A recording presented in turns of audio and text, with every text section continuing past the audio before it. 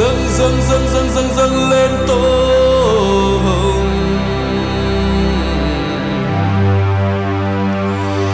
cho lòng ta ước muốn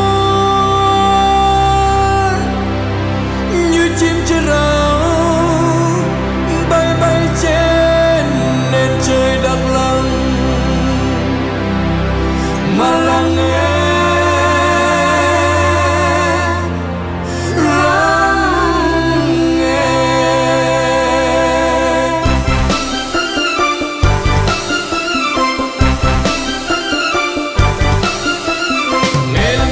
Xuân đang về rừng có su bạt ngàn, hey.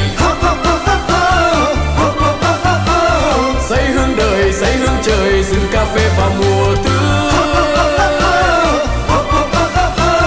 Cái chê đê, cái chê mờ nâu, hát cho cao nguyên xanh đất